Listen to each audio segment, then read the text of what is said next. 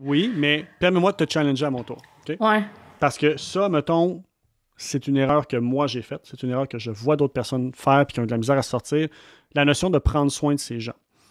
Prendre soin de ces gens ne doit pas être le focus. Ça doit être le collatéral. Si tu prends soin de tes gens, tu vas avoir une approche qui est beaucoup plus amicale que, je vais dire, fonctionnelle. Parce qu'on reste que devenir ami avec quelqu'un, c'est le fun, mais c'est pas l'intention, dans laquelle on a une relation. Ça reste une relation d'affaires. Donc, de déterminer, prendre soin de notre monde, le but, c'est de quoi? C'est qu'il soit heureux. Parfait. Comment est-ce que je suis capable de créer un environnement, un climat et des conditions qui vont générer le bonheur de mon client ou de mon employé plutôt, sans que moi, ma relation avec lui, c'est la cerise sur le sundae. Parce que si j'essaie je suis d'accord. Si j'essaye de prendre soin de mon monde, puis que c'est ça mon focus premier, je te garantis que c'est ce qui va faire des leaders mous. Vous écoutez La Talenterie, votre meeting du vendredi. Bon vendredi, bienvenue à ce nouvel épisode du podcast de La Talenterie. On parle d'entrepreneuriat, on parle d'innovation sociale, on parle du monde du travail en général. Je m'appelle Sarah Jodoin-Hull, je suis la fondatrice de La Talenterie et l'animatrice de ce superbe podcast. À chaque semaine, on reçoit des invités variés et super inspirants. Puis cette semaine, mon Dieu, le sujet m'inspirait particulièrement. Les sujets m'inspiraient particulièrement. On a parlé de dynamique d'équipe, de performance, on a parlé de croissance d'entreprise, de bienveillance, même de responsabilité sociale de l'entreprise. Ce sont tous des sujets interreliés, complexes, en même temps tellement pertinents et qui nous touchent tous, j'ai l'impression, comme professionnels, comme entrepreneurs, comme dirigeants, bref, peu importe le rôle, le chapeau, le ou les chapeaux qu'on porte, c'est des questions, des thématiques de fond qui valent la peine de s'arrêter. C'est ce qu'on a fait avec Mathieu Dumont, qui est président de Didact. Si vous ne le connaissez pas déjà, vous serez sans doute, je suis convaincue, charmée de faire sa connaissance. Juste avant de vous le présenter, j'aimerais prendre un petit 30 secondes de votre temps pour vous remercier d'être là. Je le dis de temps en temps, mais c'est vraiment grâce à votre intérêt. Puis je sais qu'il y en a parmi vous qui nous écoutez depuis, mon Dieu, les tout débuts. Ça va faire déjà ça l'a fait en fait 2 ans qu'on sort le podcast. Merci d'être là. J'en reviens pas de voir là, qu'il y a des gens qui sont assidus. Si vous écoutez tous les épisodes, wow! Si vous en écoutez un de temps en temps, wow quand même. Merci sincèrement. Et pour tous les nouveaux auditeurs qui viennent de nous découvrir, bien, mon Dieu, bienvenue dans notre univers. J'espère que vous appréciez nos contenus. Sachez qu'on est toujours intéressé à avoir de la rétroaction, évidemment, des auditeurs. Donc, n'hésitez pas à m'écrire en privé sur LinkedIn. Vous pouvez m'écrire aussi par courriel, peu importe, sur notre site web, n'importe où fonctionne. On adore avoir du feedback et même des idées, des suggestions, des choses comme ça. Ça va nous faire plaisir de vous répondre. Là-dessus, je vous présente Mathieu Dumont, puis je vous invite à écouter cette superbe conversation qu'on a eue tous les deux. Bye-bye!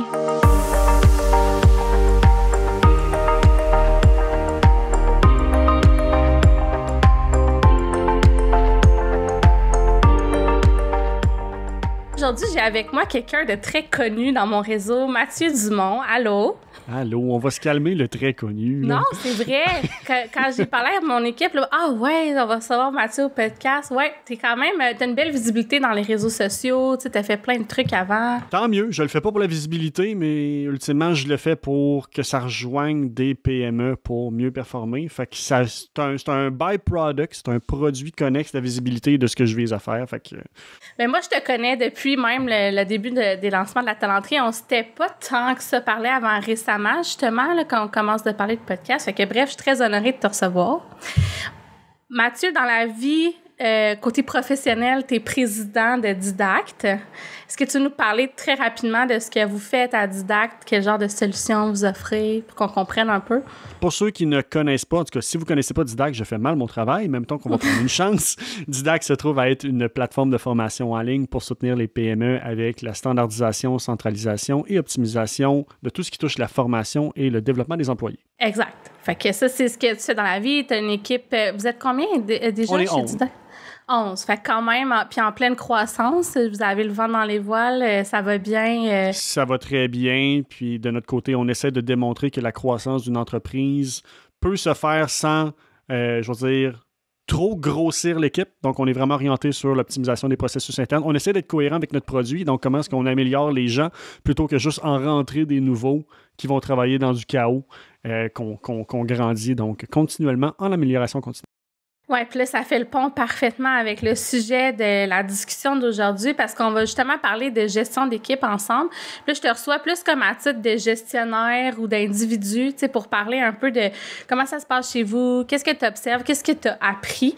Puis il y a beaucoup d'auditeurs, justement, qui sont soit des spécialistes en RH, on a des entrepreneurs qui écoutent le podcast, puis beaucoup de gestionnaires aussi. Fait que, tu sais, l'idée, c'est un peu de bouncer là-dessus, de parler de bienveillance. On va y revenir, mais juste avant, juste pour finir la présentation, tu es aussi un podcasteur.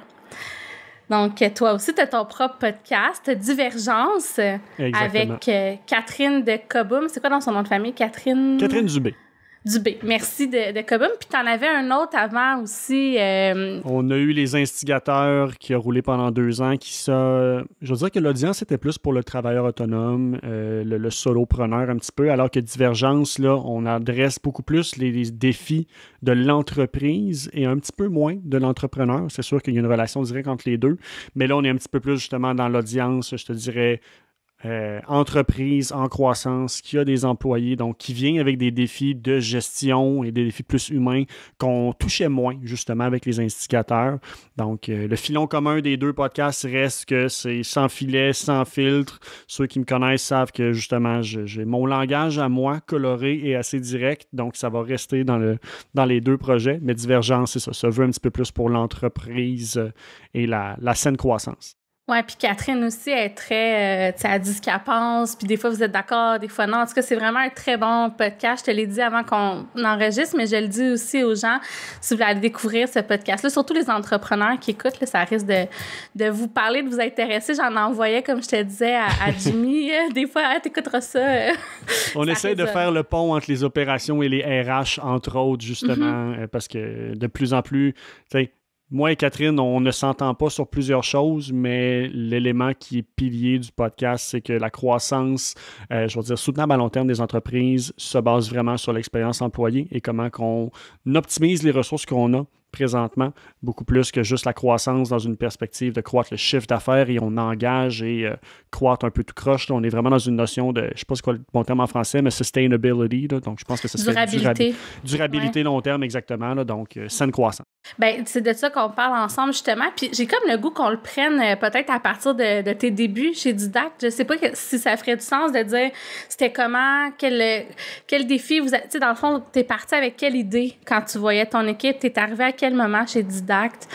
Puis je vais te poser des questions en cours, mais raconte-nous un peu ce début-là. L'histoire, c'est une histoire en différents volets, je vais le dire comme ça, mais essentiellement, quand je suis rentré dans Didact, ça faisait peut-être 6 mois que ça existait, que c'était initialement un projet, je ne vais pas dire une entreprise, mais c'était un projet, une tentative de 2 entreprises de Québec dans le monde technologique qui visaient à répondre à un besoin d'une business, puis qui ont décidé de l'essayer, de le commercialiser. Donc, je suis rentré au développement des affaires on m'a quand même donné le message clair de « gars, c'est par là que tu vas rentrer, mais c'est pas ça la vraie vision ». Donc, rapidement, j'ai grandi dans l'équipe, mais je suis rentré dans une équipe qui, même si c'est une nouvelle entreprise, nouveau projet, derrière ça, tu avais une équipe technique qui travaillait ensemble depuis 5-6 ans. Donc, j'ai été le premier employé Didact, mais en même temps, possiblement, le premier outsider qui rentrait dans un noyau très fort. Donc, tu sais, mes premières années de Didact, puis j'imagine que plusieurs gestionnaires vont se reconnaître là-dedans, le focus est vraiment sur bâtir des relations, aller chercher le lien de confiance, parce que quand tu rentres dans une position un petit peu plus, justement, où tu as un pouvoir sur la vision stratégique, un mot à dire sur comment l'entreprise va être développée, va être gérée, tu ne peux pas le faire si tu n'as pas, je ne veux pas dire la confiance aveugle de tes gens, mais ça prend un respect mutuel et ça n'existe pas au jour 1. Le titre ne fait pas la confiance. Donc, ma première année, ça a été, tu sais, ceux qui me connaissent savent que je suis quand même pas barré. Pas je suis grand gueule, mais quand j'ai quelque chose à dire, je suis très direct. Ma première année a été beaucoup plus le pied sur le break et juste analyser ce qui se passait. Analyser les failles et les forces de l'entreprise, mais aussi les dynamiques interpersonnelles entre chaque personne pour savoir, bon, mais telle personne, c'est quoi son niveau de tolérance avec, je veux dire, mon mon habitude d'être direct. Donc, certaines personnes, je sais que je peux avoir un discours très honnête et raide, alors que d'autres, je dois prendre mon temps pour être capable de, dans 12 mois, 18 mois, pouvoir avoir des vraies discussions honnêtes avec tout le monde parce que j'aurais bâti ces relations-là. Ah ouais, fait que tu t'es comme un peu, pas retenu, mais tu t'es gardé une petite gêne avant de déballer ton sac puis toute ta vision, Je comment sais tu pas voyais c'est les quoi le choses. bon terme. Je sais pas si c'est de la gêne. T'sais, pour moi, ça me dérange pas de déranger des gens. Donc, je vais toujours rester intègre avec moi-même. Je l'ai dit dans le passé, je vais toujours le dire, l'intégrité, c'est comme la virginité, t'as pas rien qu'une fois dans ta vie. Donc, je ne peux pas me diluer sur les convictions profondes que j'ai. Ça ne fait pas, par contre, que je ne peux pas être consciencieux de mon entourage et de faire des compromis un peu sur je vais te dire le message que j'ai à te dire, mais le temps que je vais prendre pour me rendre à destination et les mots que je vais prendre, c'est là que je vais jouer un petit peu plus. Donc oui, j'ai été plus, je vais dire, prudent dans mon approche pour que les gens comprennent le personnage que je suis, comprennent les nuances entre ce que je dis, ce que je veux dire et comment je le dis. Donc, c'est pas quelque chose que tu peux faire au jour 1. Mhm. Puis c'est comme, ça a pris plusieurs mois, voire même au-dessus d'un an, parce que je sais qu'encore, après un an, il y avait certaines façons que j'adressais des problèmes qui étaient soit trop abrasifs ou dérangeants par rapport à l'historique de communication qui existait déjà dans le noyau commun. Donc, c'est toujours respecter. Oui, OK, je monte dans l'entreprise, j'ai de plus en plus de responsabilités, mais je dois respecter l'héritage et la culture en place pour pas devenir cet agent toxique-là. T'sais, on a tous le même but commun, on veut croître, donc maintenant, il faut comme trouver notre vitesse. On peut pas aller plus vite que la vitesse commune dans l'équipe. Ouais, Ça, c'est ma vision. Une partie de aussi, il faut que tu écoutes avant d'avoir vraiment un portrait. Des fois, c'est l'affaire qu'on oublie quand on sait où on s'en va, de prendre le temps d'écouter. Des fois, ça prend du temps, ça ralentit, mais en même temps, c'est riche, puis c'est ça qui fait qu'on se comprend en bout de ligne. Là. Exactement. Puis, tu sais, comme ça, mettons, la notion d'écoute, c'était clairement pas ma force à ce moment-là. J'étais pas mauvais, mais clairement que c'est sûrement une des places où j'ai le plus travaillé dans les 5 dernières années. Tu sais, je fais du mentorat, je suis très fort et rapide sur l'aide des autres. Mais la notion, il y a un livre dédié là-dessus, The Advice Trap, de trop vouloir aider, donc de trop rapidement embarquer en mode solution et pas assez en mode écoute pour vraiment, OK, ce qu'on me dit, est-ce que c'est vraiment le problème à régler ou est-ce que si je laisse la personne parler, elle va me donner assez de contexte pour comprendre c'est quoi le problème sous-jacent. Donc, il y a cet élément-là d'écoute, en effet, c'est une des premières choses que j'ai dû travailler quand j'ai joué en équipe. Là. Vous étiez combien à cette époque-là? Si je vais de mémoire, on était 6. OK, quand même. Fait qu'il y avait Puis c'était des gens qui étaient habitués de travailler ensemble puis qui avaient fondé le truc en gang. Exactement. Donc, Didac, essentiellement, c'était 4 actionnaires qui étaient développeurs et François, qui était l'actionnaire majoritaire, qui, lui, était comme plus, je vais dire, l'investisseur du projet.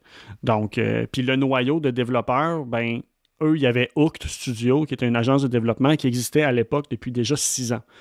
Donc, tu sais, c'est des relations fortes, des personnes qui sont tous actionnaires, donc des personnes qui sont déjà dans une relation de on prend les décisions, c'est pas juste des exécutants.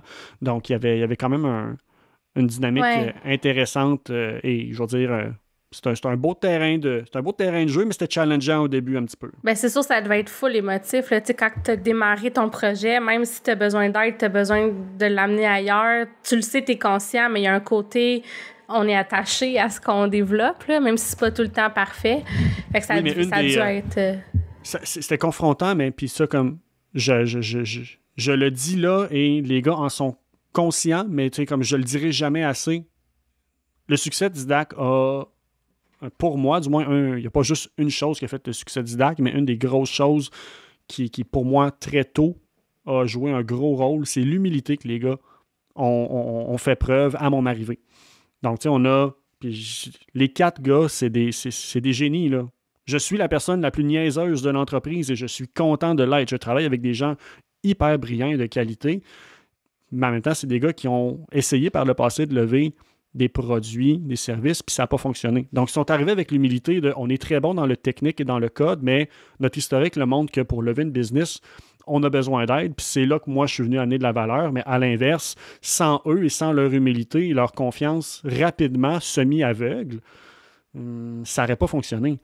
Donc, oui, même s'il y avait un attachement émotif sur la vision initiale, quand je suis arrivé en leur disant, les gars, il va falloir virer le bateau de côté parce que le pari que vous avez pris, c'est un mauvais pari. L'idée, la vision était belle, mais les ressources, la capacité d'exécuter n'est pas là. Qu'est-ce qui est plus atteignable à court terme? Bien, ça demandait des grands changements, puis il y a très peu de personnes qui l'ont challengé parce qu'ils comprenaient. Oui, il était rendu là aussi, peut-être. Exactement. Fait, ils l'ont pris avec beaucoup d'humilité, puis ils ont fait, gars, Mathieu, tu connais rien dans la techno, puis quoi que ce soit, mais tu connais plus le côté business et les opportunités dans les marchés, des éléments de même. Fait que si tu penses que c'est là qu'on va, on ne sait pas si c'est vrai, mais on va l'essayer avec toi. Fait que ça, moi, ça m'a aidé à rapidement, justement, comme développer les liens puis bâtir la confiance dans la business. Parce qu'un business, tu ne lèves pas ça tout seul. Tu as besoin d'une équipe. Puis il faut respecter. Moi, je peux prendre des décisions et je peux avoir une opinion de A à C, mais de D à G. Là, oui, je peux avoir une opinion, mais je n'ai pas l'expertise. Fait que je vais juste laisser les gens plus qualifiés faire leurs décisions. Donc, respecter ces champs de compétences a fait quand même un bon... Nice. Puis là, toi, dans le fond, c'est ça, t'es rendu président, fait que t'as le overview, t'es probablement en charge de la vision, puis de la faire arriver, puis du plan stratégique. Mais j'imagine qu'il y a des affaires où c'est pas toi nécessairement qui décide. Quand c'est des trucs plus techno, tu dois laisser... Exactement. Puis tu sais, même 6 ans après, c'est encore un défi. On est une petite équipe là, avec de très. On est le Gaulois un petit peu dans notre industrie. Nos compétiteurs, c'est des grosses business. On n'a pas leurs ressources humaines, leurs ressources financières. Donc, on a l'obligation d'être efficace par l'interne.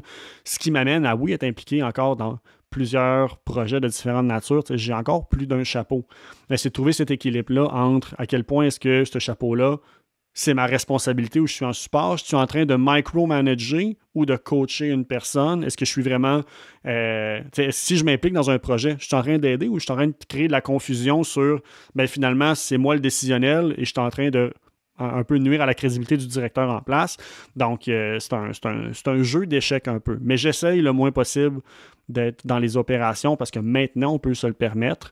Puis de juste, comme tu l'as mentionné, mon travail, c'est de clarifier la vision, la direction, mission valeur, d'avoir une oreille au plancher pour s'assurer que c'est quoi les vrais besoins, les vrais comportements qu'on vise à changer avec la technologie. Au final, on ne développe pas des fonctionnalités. On développe des solutions pour des problèmes réels dans le marché. Donc, le produit, le code, le côté technique, c'est une extension de ça, mais c'est pas moi qui vais le décider. Moi, j'arrive avec l'équipe. Voici le problème qu'on vise à régler. Présentement, pour les ressources humaines, par exemple, faire la loi 90, mais c'est 8 étapes. On ne peut pas faire les 8 étapes parce que ce n'est pas notre spectre de compétences dans Didac, mais on est peut-être capable d'en simplifier 3. Donc, les gars, quelle est la meilleure solution que vous me proposez pour ça? Donc, très souvent, je vais identifier les problèmes, Léo va identifier les pistes de solutions, Louim va gérer l'exécution de ça. Donc, c'est vraiment un travail d'équipe, mais c'est un travail, je veux dire, où il y a plusieurs personnes qui sont... l'expertise de plusieurs personnes est combinée pour générer le résultat final. OK. Puis est-ce que tu dirais que vous êtes un peu, je veux pas te dire, tu sais, mettre une étiquette absolument, mais genre un peu en mode agile ou en mode... On n'a pas le choix. On n'a pas le choix. On n'est pas... on a essayé pendant longtemps de rester le plus... Je veux pas dire oléocratie, mais tu sais, tout le monde avait son mot à dire un petit peu dans tout. Ça fonctionne jusqu'à une certaine limite. Ça fonctionne dans des industries. Pour nous, malheureusement, ça commençait à être un frein au niveau de justement la capacité d'adaptation puis d'agilité. Parce que plus qu'il y a de monde qui donne un input, plus c'est long de prendre une décision. Fait qu'à un moment donné, on a revu l'organigramme de l'entreprise pour juste reclarifier rôle et responsabilité. Tout le monde peut donner une opinion, mais c'est qui est nécessaire pour prendre la décision? On n'attendra pas après quelqu'un. On essaie encore de communiquer le plus de choses qu'on est capable si ça intéresse des gens. Puis juste en général, c'est bon de montrer, d'exposer les gens dans ton entreprise qu'il y a des choses qui avancent. C'est pas juste être dans leur réalité. Parce qu'exemple, si aux ventes, tu es juste exposé aux choses aux ventes puis les ventes vont pas bien, ça devient démoralisant. Mais pendant ce temps-là, s'il y a plein de beaux coups de circuit aux produits puis tu n'en es pas conscient, peut-être que le fait d'être exposé à OK, il y a d'autres choses qui vont bien dans la business va faire que justement ça va aider un petit peu à la culture. Donc, on reste agile, on travaille avec des cycles de 8 semaines. On s'est approprié une méthodologie qui est traditionnellement, c'est très développement web, mais de plus en plus avec les exemples, même les clients que je mentor, j'essaie de l'impliquer parce que je pense que dans les entreprises de services, ça fonctionne bien. La méthodologie s'appelle ShapeUp, donc c'est une philosophie qui est très basée sur des cycles de 8 semaines, 6 semaines de production, où là, tu as un focus complet. Parce que il n'y a rien qui ne peut pas attendre 6 semaines, ou très peu de choses. Et de là, après 6 semaines, tu as un 2 semaines qu'on appelle de cool down. Le cool-down, c'est de dire, si tu as livré tes projets, tes engagements dans 6 semaines, tu as 2 semaines que tu as le droit de faire ce que tu veux. C'est pas des vacances. Tu viens, tu travailles. Mais tu as la liberté de décider, tu fais-tu de la formation, tu fais-tu de la documentation, tu vas-tu faire du ménage un peu dans des projets? Ben, on a tout le temps des petites affaires, ce que moi j'appelle des trous dans les murs, de comme, tu le sais que c'est là, c'est pas parfait, mais à un moment donné, tu le vois plus parce que ça fait tellement longtemps qu'il est là, mais tu n'as pas le temps de le réparer. Fait que là, les gens, pendant 2 semaines, ils font les projets que ça leur fait du bien, des projets bonbons, ou à la limite du co-développement. Bon, ben, hey, gars, j'aimerais m'améliorer là-dessus, as-tu du temps? Ben, ça fait qu'à toutes les 8 semaines, il y a tout le temps du temps disponible pour s'améliorer à titre de personne, puis qu'on n'est pas en mode production. Ah, ça me parle tellement parce que ben, on n'est pas dans la même industrie, mais nous autres, c'est plus du service. Mais tu sais, il y a tout le temps des périodes super occupées. Puis c'est sûr que ça prend à un moment donné un cool-down. Nous, on le fait avec des projets créatifs. Tu sais, mettons, cet été, là, c'était full pin, production de contenu. Puis... Mais bref, je pense que tu as raison. Mais je connaissais pas ça, Shape-Up. C'est vraiment cool. Je vais aller voir. Si tu connais ta saisonnalité, mettons, tu sais, c'est sûr que tu as une entreprise de service. Bon, mais certains, l'été, c'est super chargé. D'autres, c'est tranquille. Mais tu peux jouer avec ça, avec tes patterns, puis de dire, bon, mais gars, je vais faire un 8 semaines de prod, mais ma première semaine de septembre, maintenant, c'est rendu une transition dans ma business. Il n'y a aucun mandat client qui va être exécuté, signé, produit. C'est une semaine pour nous. Pour juste faire le ménage sur les mandats, faire des...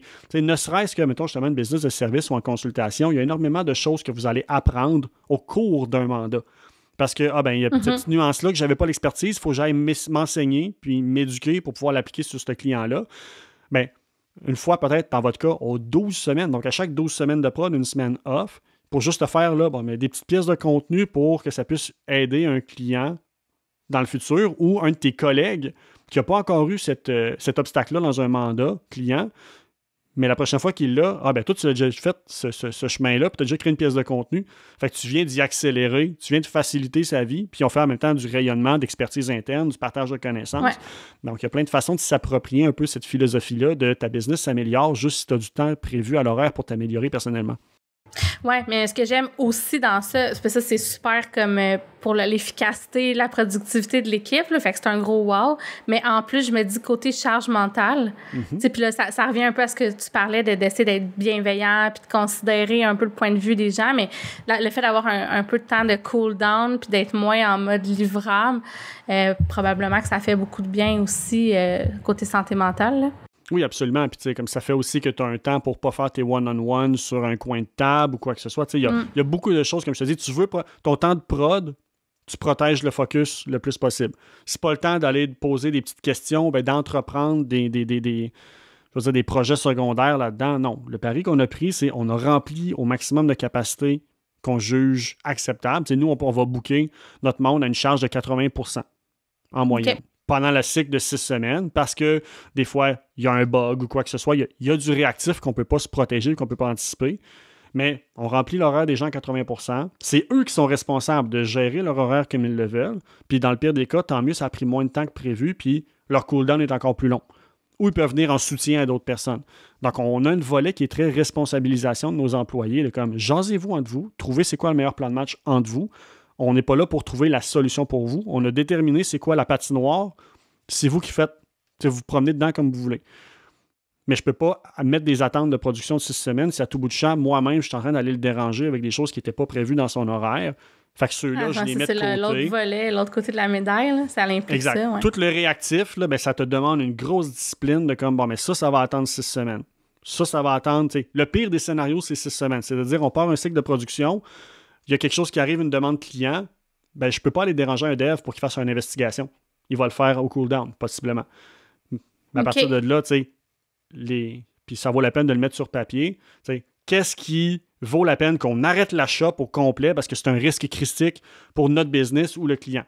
Versus qu'est-ce qui est plus niveau 2 de comme c'est plate, le client va être déçu, mais c'est vrai que ça peut attendre 6 semaines si on enlève l'émotion et ainsi de suite. Puis là, tu te fais des petits scripts de messages de comme, mais voici comment on va le communiquer, le pourquoi.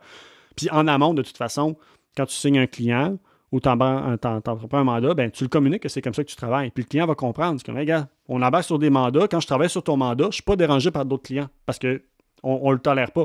Quand je suis sur tes affaires, je suis focus complet sur tes affaires. Fait que c'est du donnant-donnant. Ouais, arrive-moi pas avec des affaires dernière minute. Réponds à tes devoirs, puis à l'inverse, moi, je te protège mon temps puis ma capacité mentale pour m'assurer que je sors mon meilleur travail quand je travaille sur tes choses.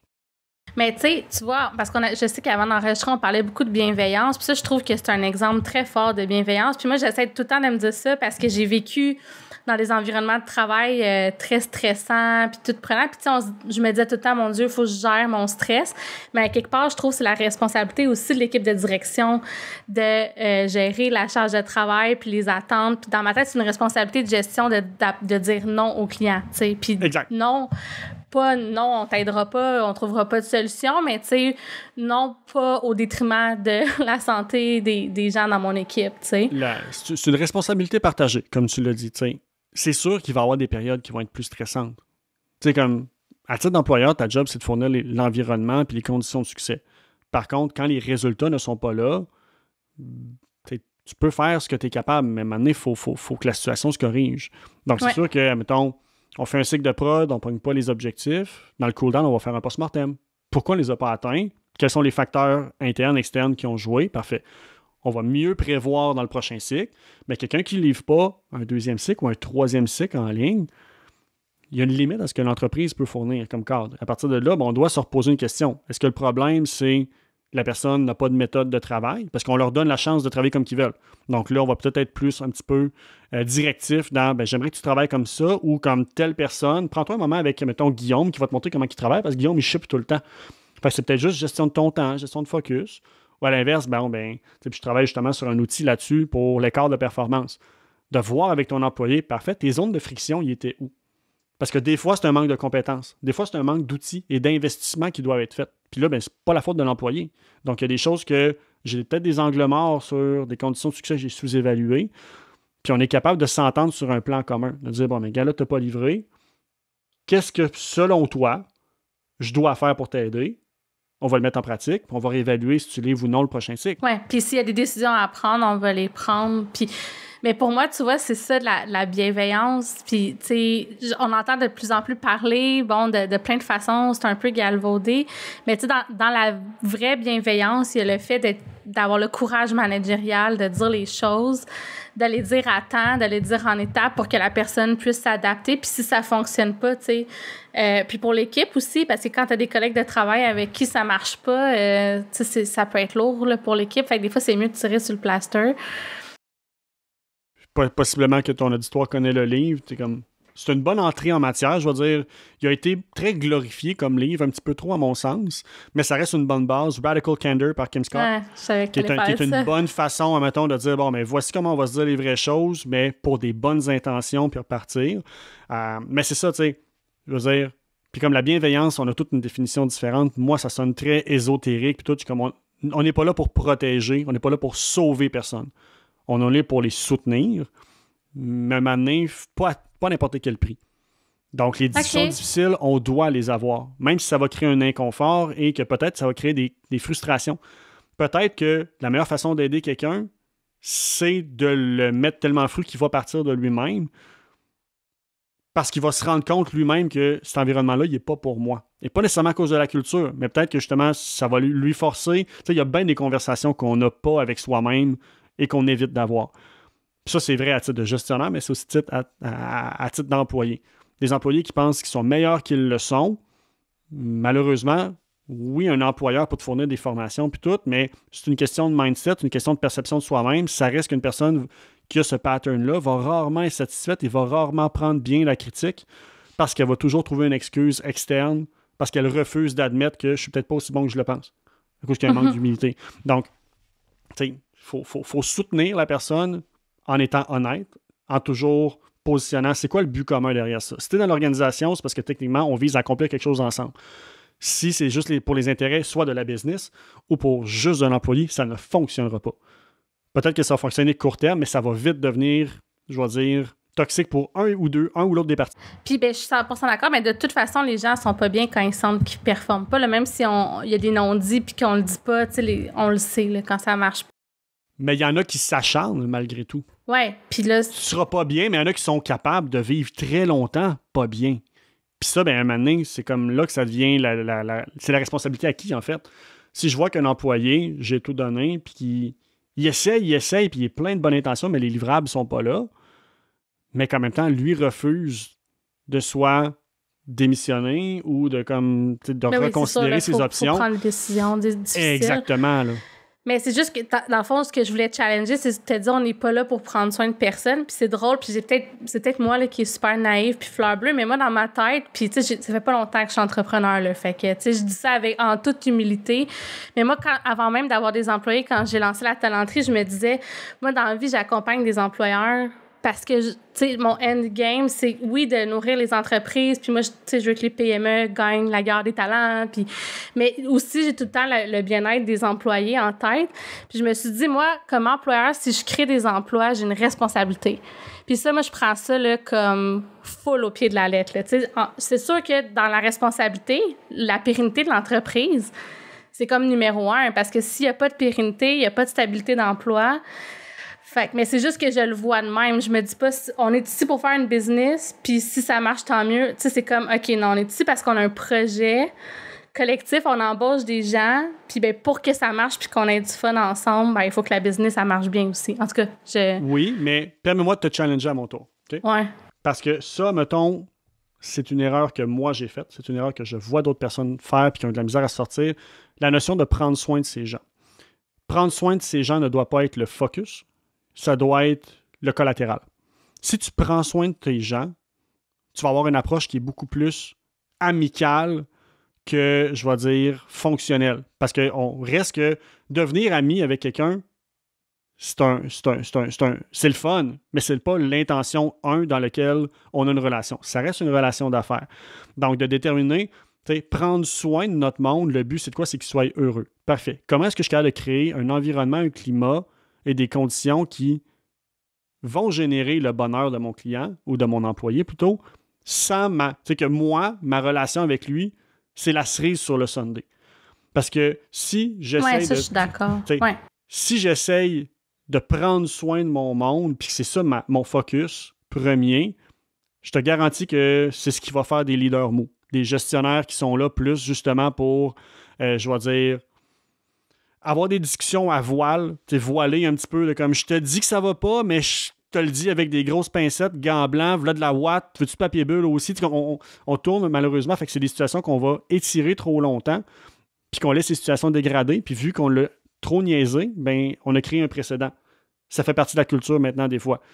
Puis exemple, d'autres business que justement, l'approche est tellement trop sur l'employé que c'est rendu une garderie, j'aime vraiment pas le terme, mais que les gens vont travailler là parce que c'est lousse et non pas parce qu'on accomplit de grandes choses. Mais je pense qu'on dit la même chose dans le sens que, pour moi, si tu es en train de juste être ami puis tout, c'est pas ça être un bon employeur qui prend soin de son monde, parce que prendre soin des gens, ça veut dire prendre soin des gens dans un contexte de travail. Fait que c'est de créer un milieu de travail où les gens peuvent s'accomplir, apprendre. Mais pour moi, c'est juste que je trouve ça important parce qu'on dirait que des fois, on est comme, les employés sont exigeants ou ça prend des entreprises qui considèrent l'humain pour que les gens aient le goût de rester, de se développer puis que l'équipe amène plus loin. Mais c'est vrai que souvent, on va dire... c'est pas que Chantal, elle t'aime puis qu'elle soit heureuse. T'as pas le contrôle là-dessus. Mais est-ce que si tu comprends sa réalité à Chantal puis le fait que telle affaire... Tu peux prendre des décisions pour qu'elle... Il faut être consciencieux, accommodant, absolument. Ouais. Mais mettons, pour faire l'envers de la médaille que tu as mentionné, ton point étant les employés sont exigeants. À cause de la pénurie de la main-d'œuvre, de plus en plus de business vont tolérer n'importe quoi parce qu'ils ont donc bien peur de manquer de monde et de justement être confrontés à la pénurie. Fait que ça crée un environnement de chaos parce que n'importe qui peut faire n'importe quoi. Il y a des erreurs qui passent, puis on prend plus action parce que si je dis il va partir, je suis pas capable de le remplacer. Fait, t'sais... Mais ça, c'est pas de la bienveillance. C'est comme tu dis, c'est d'être mou. C'est plate, mais c'est de pas avoir le courage. Puis tu sais, mettons, là, j'ai ça, je vais faire un parallèle avec un parent parce que c'est ça qu'on veut pas, parce que c'est pas des familles, puis les employés, c'est pas des enfants. Mais tu sais, mettons, le côté leader... Un parent, il est pas tout le temps... Tu sais, si t'es tout le temps juste fin puis que tu laisses tes enfants faire n'importe quoi, ben t'accomplis pas ton rôle de leader de famille. Mais c'est un peu la même chose. Ça va devenir des petits Chris. Je suis capable de vous le dire. C'est ça. Fait qu'en tout cas... mais bref, OK, ben je suis contente qu'on en parle parce que ça, c'est quelque chose que je voulais jaser sur le podcast depuis un bon moment parce que nous autres, on parle souvent de bienveillance puis de choses comme ça. Puis là, je commence à voir de plus en plus... des critiques là-dessus, puis c'est ça, je pense que je suis d'accord avec ça, mais en même temps, j'ai l'impression qu'il ne faut pas perdre de vue que ça demeure... Tu sais, c'est pas tous les employeurs là, qui sont rendus là. Il y en a des gens qui n'ont pas encore le réflexe de se mettre dans la peau des employés, le réflexe de s'adapter aux besoins. Puis je pense qu'il y a encore beaucoup d'éducation dans ce sens-là à faire aussi. L'empathie est importante, définitivement. Mais c'est ça, tu sais, faut être capable de bien communiquer avec les gens, tu sais. On est flexible, mais voici l'élastique qui se rend jusque-là. Ouais. Mettons, tu as besoin d'accommodation avec ton... C'est sûr que nous, en même temps, on vient de finir le processus pour le saut concilivi. Fait, ça nous a permis de comme juste voir, bon, mais de façon concrète et équitable, notre élastique pour la conciliation travail-famille se rend jusqu'où? Parce que justement, on essaie d'avoir une bienveillance là-dessus, de se mettre dans une position où on comprend la réalité, les éléments plus externes qui amènent, oui, des enjeux dernière minute de disponibilité, des choses comme ça. Jusqu'à où on est prêt à vivre avec, puis jusqu'à où, malheureusement, ben là, ça fait que tu ne réponds plus aux fonctions premières de ton rôle et les attentes dans ton cadre. Mais comme je mentionne, tu sais, ça, c'est des éléments qui sont très ponctuels et qui ne sont pas mal intentionnés par la personne, donc pas de problème à être bienveillant.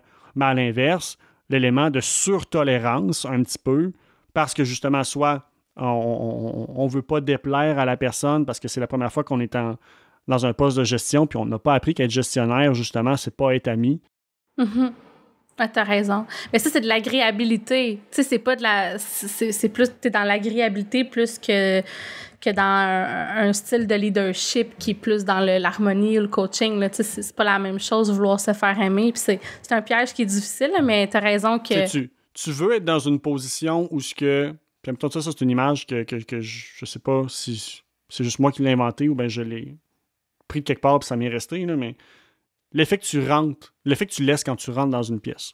Ou, admettons, tu sais, t'es le dernier qui arrive au bureau, la vibe, c'est quoi des gens? Sais-tu, hey, la première chose qu'ils veulent te faire, c'est de compter la fin de semaine, ou c'est que, OK, Matt vient d'arriver, genre, ça me donne le goût de step up. Dans le meilleur des scénarios, le fait de rentrer dans une pièce, tu veux que le premier effet, c'est que les gens aient le goût de step up, et après, tu as compté la fin de semaine. Pas un ou l'autre. Tu veux que les deux se passent. Mais si le premier réflexe, c'est un réflexe social, amical ou quoi que ce soit, tu as trop de proximité, malheureusement, avec la personne. À mes yeux.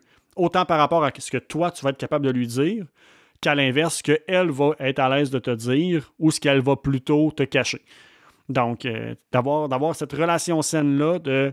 On se rappelle qu'on est tout le temps ici dans un contexte d'affaires, puis après ça, on s'apprécie, on va jaser de la fin de semaine et quoi que ce soit. Mais d'être toujours vu comme étant un facilitateur, un coach, peu importe, beaucoup plus qu'un ami, parce que la fonction première d'une business, c'est créer de la valeur, pas créer du plaisir que pour les employés. Faut que ce soit encore là, un jour, je vais trouver ce qu'on a le terme en français, mais un byproduct, un produit différé, I guess. Mais c'est ça, c'est jamais l'objectif. Puis comme, je suis d'accord avec toi, là, comme nous, surtout, admettons, Léo, qui est un des actionnaires. Léo, sa motivation première, c'est les conditions de travail puis l'environnement qu'on fournit à nos employés. Léo n'est pas un gars d'argent ou quoi que ce soit. Lui, c'est comme, j'aimerais ça que d'ici 2 ans, on soit capable d'offrir ça à nos employés ou bien qu'on soit plus malléable. C'est sûr que ça nous amène à avoir une vision qui est excessivement orientée sur l'expérience employée puis comment on les soutient là-dedans. Mais à partir de là, ça fait quand même pas qu'on sera pas capable de retirer des gens de l'équation s'ils ne respectent pas au cadre, parce que justement, on est hyper sur l'expérience employée. Exact. Mais c'est deux choses différentes. Tu sais, d'avoir une... Parce que, je sais pas si tu es familier avec le triple indice de rentabilité du développement durable, là, mais dans ma tête, moi, c'est un peu ça. Je t'explique ça, là. Vas-y. Mais mettons, du développement durable, le but, c'est quand même de développer puis de créer de la valeur, un peu comme tu dis. Puis bon, fait que c'est juste que tu mesures plus ton succès uniquement sur les profits. Tu le mesures sur les profits, sur l'impact que tu as sur les gens. Puis je pense que l'autre affaire, c'est la gouvernance, là. Non, c'est People, Planet, Profit. Fait que les gens, ton impact écologique, puis tes profits. Fait que ça, c'est plus de dire, OK, oui, on génère de la valeur, mais dans quel contexte? Est-ce qu'on veut faire de l'argent? Comme tu as dit, tu sais, on va peut-être dire non à un client parce qu'on veut protéger les employés, mais on va peut-être dire non à un employé parce que si on fait ça, on fera pas de profit. Fait que je trouve que c'est comme plus une question d'équilibre que de tomber trop à l'extrême dans un ou dans l'autre. En tout cas... Non, j'avais jamais entendu, mettons, cette appellation-là, mais j'adhère beaucoup. Tu sais, comme Didac, on n'est vraiment pas... Si on voulait, on pourrait être dans une position présentement de profit first, puis t'es comme laisser aller la moitié de l'équipe possiblement, là, puis que la business resterait viable, fonctionnelle, puis qu'on imprimerait de l'argent. C'est pas ça qui nous motive. Fait que c'est comment est-ce mettons, je vais dire, on est break-even first, fait que ne pas perdre d'argent inutilement, mais tu sais, comment est-ce qu'on réinvestit beaucoup plus dans nos employés, puis après ça, dans nos clients, au-delà du produit, mais comme justement sur l'expérience client, des initiatives.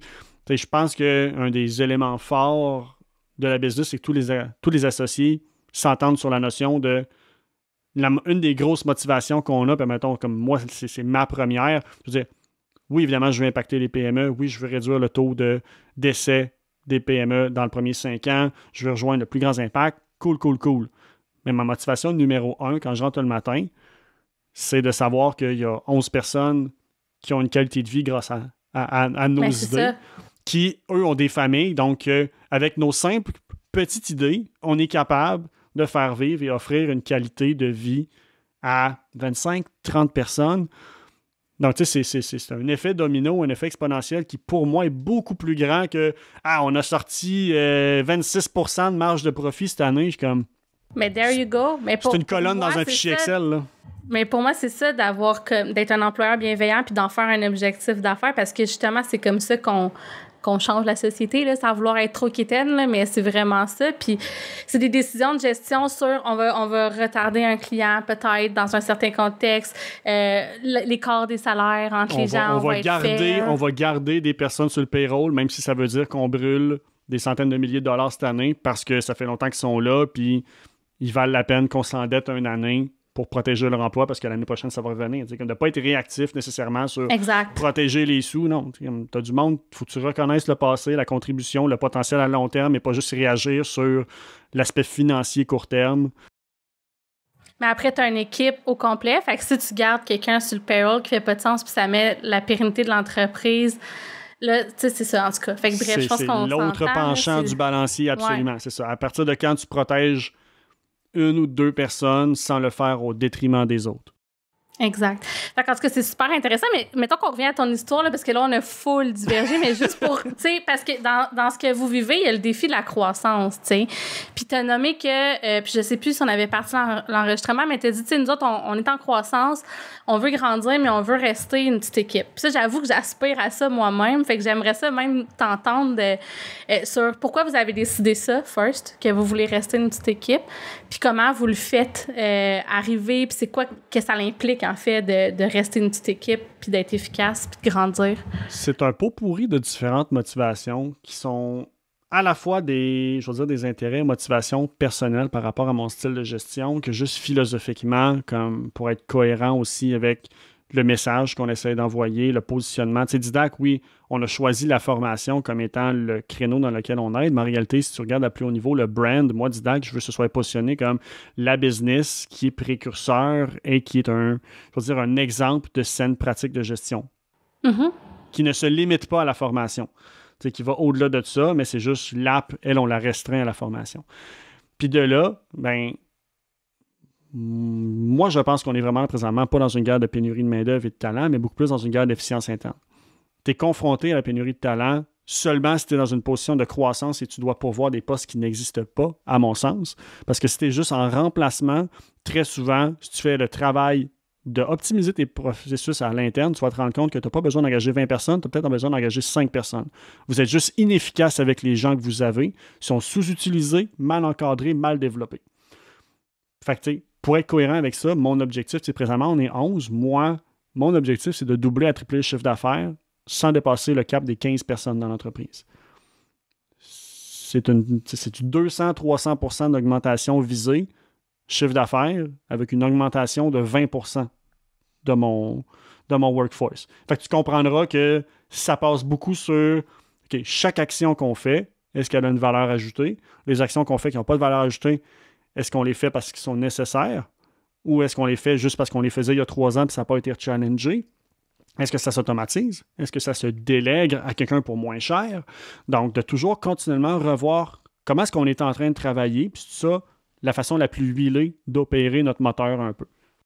OK. Bien, ça, effectivement, je pense qu'il n'y a pas beaucoup d'entreprises qui sont rendues là. En tout cas, du moins, je ne suis pas du tout une spécialiste en optimisation de processus, mais effectivement, je pense qu'il y a probablement beaucoup de chemin à faire. Puis c'est des réflexes qu'on n'a pas, là. Même, tu sais, on est souvent dans l'urgence. Fait que, on peut, comme tu parlais tantôt, ton temps de cool-down, là, si on n'en a jamais.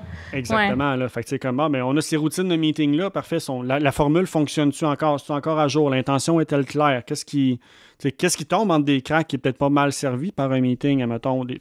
On est régulièrement en train de revoir ça. Puis, on a une culture qui fait que si quelqu'un trouve qu'on est en train de perdre notre temps, soit qu'ils vont le dire live ou ça va remonter dans un des one-on-one. Puis, c'est pas le travail exclusif de la gestion en haut de décider comment on travaille, mais c'est vraiment travail collectif de comme, hey, gars, puis on a l'avantage de justement avoir différents développeurs, puis c'est pas des équipes fixes. Donc, telle personne, mettons, la personne A va travailler avec la personne B sur un cycle. Après ça, un autre cycle va travailler avec d'autres personnes. Puis, mais quand j'ai travaillé avec telle personne, ben lui, mettons, pour la gestion de ses projets, travaille de même. Puis, ça a vraiment bien été. Fait que je vais me l'approprier, puis je vais peut-être essayer de l'utiliser avec une autre personne après. Fait que les bons coups, on essaie de faire une espèce de rayonnement, si tu veux, des meilleures pratiques entre chaque personne. Pour que tout le monde s'amène un peu à stepper up. Donc, oui, on pourrait vouloir standardiser le comment faire très à la tâche. On ne va pas jusqu'à ce niveau-là. On va standardiser les processus à plus haut niveau. Donc, de dire, mais voici comment on communique, dans quel cas, sur quel canal ces éléments-là. Mais à partir de là, les éléments qui sont plus techniques, laissons les gens, on engage des gens parce qu'on a confiance, parce qu'ils sont supposés être dans une position de plus grande expertise que nous dans un secteur. Je sais. Ça a été un gros pivot pour moi. Avant Didact, j'ai toujours eu des business solo. J'étais très one-man army. Ça a été un gros apprentissage de travailler en équipe avec Didact. Puis maintenant, je suis très content parce que je me rends compte que plus tu montes dans une organisation, plus tu es loin de la réalité. Que tu veuilles ou pas te l'admettre. À partir de là, fais confiance aveugle jusqu'à défaut du contraire. Avant, c'était très, je fais confiance à personne puis tu vas mériter ma confiance. Puis Didact m'a appris que... C'est lourd pour toi même, là, c'est lourd pour moi. Comme, je vivais bien avec ça, mais c'est lourd inutilement pour les autres. Je vais dire comme ça. Ça ne cède pas une bonne culture. Puis ça fait beaucoup que les gens, s'ils décident qu'ils veulent aller gagner ta confiance, ben le mécanisme, qu'ils vont avoir, c'est qu'ils vont adhérer à ce que tu proposes pour essayer d'être favorable avec tes idées plutôt qu'arriver avec des idées peut-être que tu n'as pas pensé, des angles morts qui sont vraiment mieux que ce que tu penses. Donc, à cette heure, c'est ça. C'est comme, on laisse les gens travailler, on fournit le cadre à haut niveau. Les gens savent, ils peuvent jouer dans quelle patinoire, mais à partir de là, décider des jeux, tu es plus défensif, offensif, ça ne me regarde pas, c'est toi la meilleure personne. Et si on se rend compte que ça n'a pas fonctionné, ben là, on regardera ensemble. Puis on va faire du coaching, puis on va faire un post-mortem. Puis ce qui en sort, on va le faire rayonner avec le reste de l'équipe. Donc, on ne blâme jamais personne. Le but, c'est tout le temps, apprentissage, guys. Là, on n'a pas assez investi de temps dans l'analyse en amont avant de booker. Hey, apprentissage, guys, là, on ne s'est pas jasé assez, puis on a oublié, justement, comme que telle personne est partie en vacances pendant une semaine sur les 6 semaines, donc ça l'a impacté. Fait que, à tous les fois, on essaie de sortir un ou des apprentissages. Fait qu'à chaque cycle, on s'améliore et à haut niveau dans la gestion, sur comment est-ce qu'on fait la projection, planification des ressources, mais aussi à plus bas niveau, de chaque personne va aller pitcher un peu le post-mortem de son ou ses projets sur lesquels il a travaillé, puis 1, 2, 3 takeaways qui en sort. Qu'est-ce qui a bien été, mal été, puis le plus grand apprentissage. OK. Ben ça, c'est vraiment cool. Puis ça ressemble un peu à, justement, l'approche agilité, là, tu sais, comme t'apprends, tu peaufines, on s'adapte. Puis j'aime beaucoup ce que tu nommes sur l'optimisation de processus. En même temps, t'as dit que c'est pas une pénurie de main-d'œuvre. Tu sais, je pense que ça dépend peut-être des secteurs, ça dépend de la réalité d'entreprise, mais mettons, il y en a une. Ouais, c'est mathématiquement, oui. Fait que, ouais, c'est ça, j'allais dire, il y a une question, même si on optimise puis qu'on robotise, il y a quand même... Il va manquer de monde, entièrement d'accord. Mais à partir de là, c'est une autre discussion de est-ce que je pense que tout business mérite d'être présentement? Je pense pas. Je pense que c'est très plate, mais on va être confronté à une sélection naturelle un peu de comme, crées-tu de la valeur pour... Moi, j'ai la profonde conviction que si ta business crée pour vrai de la valeur, de façon soutenable à long terme, tu n'auras pas de problème. Tu vas survivre. Que ceux qui vont tomber, c'est ceux qui ont tardé à s'adapter ou ceux qui ont refusé de s'adapter. Donc, des business qui continuent d'avoir un environnement de travail toxique, qui continuent d'être gérés de façon industrielle comme c'était dans les années 60. Donc, tu sais, il va y avoir des casualties. Ouais. Est-ce que c'est une mauvaise chose? Je ne le sais pas. Parce qu'à chaque entreprise qui ferme, Ça fait que tu as des employés qui ont le potentiel d'aller travailler dans des business qui en ont plus besoin, qui vont mieux les utiliser puis qui vont mieux les encadrer. Donc, c'est plate. Je suis assez d'accord avec ça. Puis on vit vraiment une transformation de notre manière de travailler. Fait que c'est sûr que si tu n'embarques pas dans la game, ça va devenir difficile là, de garder tes gens puis même d'être compétitif. Point. Parce que si tes gens ne sont pas mobilisés puis que vous n'êtes pas en train de réinventer vos façons de servir les clients, l'optimisation des processus puis le développement des employés, c'est pas la solution à tout. Je me souviens plus c'était à partir de quelle date, là, mais comme dans les specs, je pense, des 5 prochaines années, il va y avoir 1,4 million de postes à pourvoir. OK, basé sur le ratio de productivité d'une entreprise moyenne présentement. Si on est au minimum capable de, juste en optimisant le travail qu'on fait à l'interne, de descendre de 1,4 à peut-être 600 000, bien, dépendamment de ton secteur, ça va faire que oui ou non, tu vas être plus ou moins influencé. Il y a des secteurs qui vont être moins confrontés avec ça à cause de, justement, c'est des secteurs qui sont peut-être moins à haut niveau technique. Il y a moyen de se protéger. Tu ne seras pas immunisé de la pénurie de main-d'œuvre, absolument pas. Mais tu vas réduire les risques d'impact négatif sur ta business tout en augmentant la productivité puis ta capacité de mieux... Si, mettons, c'est ça le fondement de notre logique à nous, si on est capable de doubler, tripler le chiffre d'affaires parce qu'on travaille sur l'interne, ça fait que notre marge bénéficiaire est beaucoup plus haute, ce qui fait qu'on est capable de beaucoup mieux payer et soutenir nos employés. C'est tout relié, tout en restant financièrement super intéressant. Mais c'est juste de prendre le pari de, oui, on pourrait engager, puis continuer de croître avec une marge plus petite, puis ce serait peut-être plus facile. Mais c'est pas soutenable à long terme. Si ta croissance dépend d'embauche directe, pour moi, dans le contexte actuel, ta business a une date d'expiration. Tant que tu n'as pas shifté ton modèle. Je suis d'accord. Puis ça revient à mon espèce d'affaire de triple rentabilité parce que tu vois déjà dans ta manière de voir tes profits, tu considères comment tu rémunères tes gens pour qu'ils restent avec toi à l'interne. Fait que tu l'as déjà, tu sais, ce réflexe-là. L'autre bout, c'est Planète, là, qui est peut-être moins évident des fois quand on est en PME puis que c'est pas directement relié, mais bon, il y a des manières de travailler pour améliorer ça aussi. Exactement, c'est ça. Fait que, tu sais, j'en reviens, oui, je parle très souvent d'expérience employée, mais au final, j'en parle aussi intensément parce que je pense que c'est le vrai bon véhicule de croissance viable à long terme.